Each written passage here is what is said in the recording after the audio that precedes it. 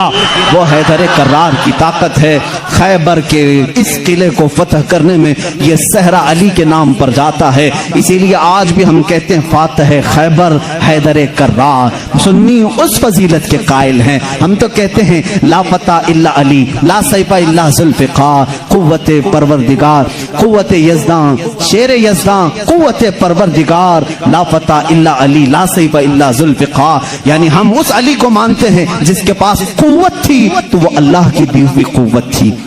اگر نوجوان کا ذکر آئے کبھی تو ہم جوان کس کو کہتے ہیں؟ صرف اچھل کود کرنے والے کو نہیں، حقیقت میں عربی میں جوان کہتے ہیں علی جیسا ہو۔ حقیقت میں جوان کا لفظ فٹ بیٹھتا ہے کس پر؟ حیدر کرار پر۔ جانتے ہو اس وقت عمر کیا تھی ہوگی ان کی؟ عمر کیا تھی؟ نوجوانوں کو اپنی جھولی میں جھانکنا چاہیے، میرے لیے بھی، سب کے لیے بھی۔ علی کرم اللہ وجہہ الکریم کی عمر اس وقت صرف 26 سال کی تھی۔ حیدر کرار کا وہ مقام دیکھو جہاں قوت اور طاقت اس مقام کو پہنچی ہوئی ہے۔ نوجوانوں، کبھی اس علی سے پوچھا آپ نے یہ طاقت آئی کہاں سے آپ کو؟ یہ قوت کیسے آئی؟ یہ وہ نہیں ہے جو جیم میں بنائی ہوئی باڈی تھی۔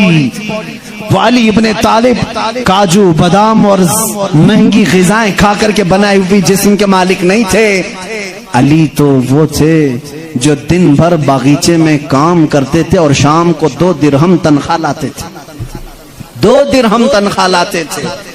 مولا علی کرم اللہ وجہہ الکریم کے گھر میں ایک بار سیدہ کائنات فاطمہ الزہرا رضی اللہ تعالیٰ عنہا کی کنیز سیدہ فضہ نے منت مانگ لی تھی، بچے بیمار ہیں، صحیح ہو جائیں گے تو ہم سب مل کر کے روزہ رکھیں۔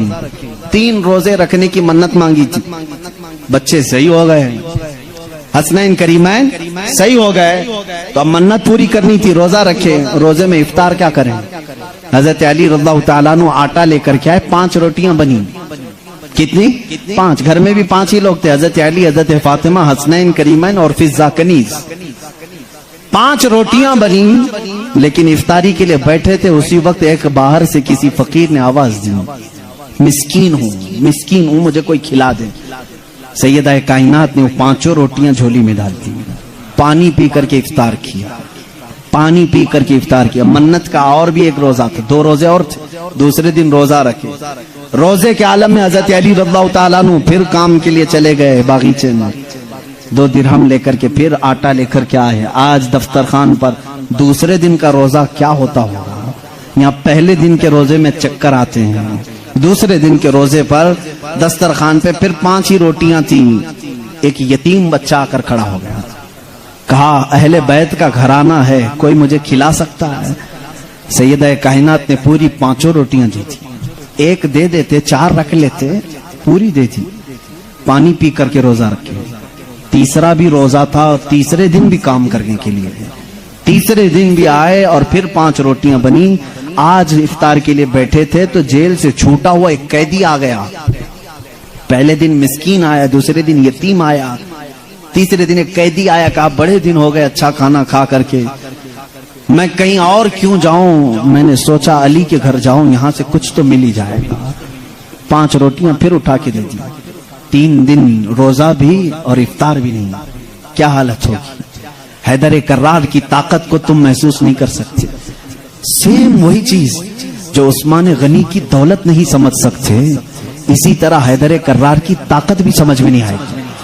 ان کا کیلکولیشن نہیں ہو پائے گا مال کا، اور ان کو تولنے والا کوئی وزن نہیں ہو سکے گا۔ حیدر کرار کی طاقت کیا تھی؟ میں سمجھتا ہوں کوئی وزن ان کو تول نہیں سکے گا۔ اس دن بھی بغیر افطار کیے پانی پر تھے، لیکن پیٹ سے لگ گیا ہے۔ بچے کنارے بیٹھے ہیں، رسول کریم صلی اللہ تعالی علیہ وسلم گھر میں آئے، بات کرنے کی سکت نہیں تھی۔ حضور نے پوچھا یہ کیا حال ہے؟ حضور اکرم صلی اللہ علیہ وسلم ابھی پوچھ رہے تھے، جبرائیل آیت لے کر آ گئے، یطعمون الطعام علی حبہ مسکینا ویتیما واسیرا۔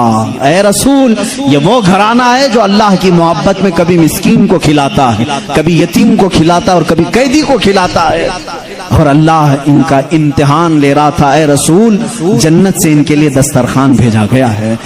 खाने नेमत उनके घर में उतरा, जन्नत से खाना आया।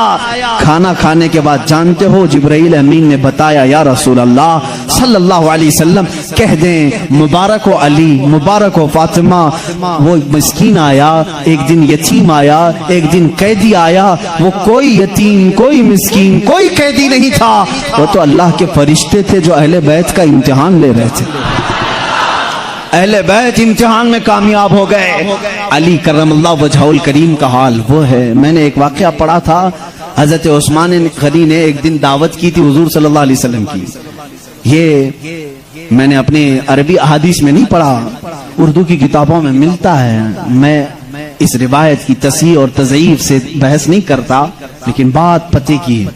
हजरत उस्मान गनी रज़ियल्लाहु ताला अन्हु हुजूर को बुलाया अपने घर सहाबा के साथ खाने के लिए, लेकिन पीछे चलते चलते हजरत उस्मान गनी हुजूर सल्लल्लाहु अलैहि वसल्लम के कदम गिनते जा रहे थे, कदम गिनते जा रहे थे। तो हुजूर सल्लल्लाहु अलैहि वसल्लम जब घर के करीब पहुंचे तो पूछा, उस्मान मेरे घर तक कदम क्यों गिनते आए?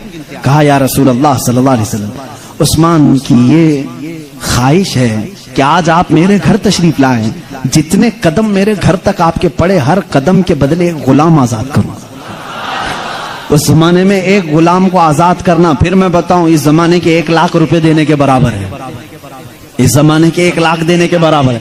कदम कितने पड़े होंगे, उतने गुलाम हजरत उस्मान गनी ने आजाद कर दिए।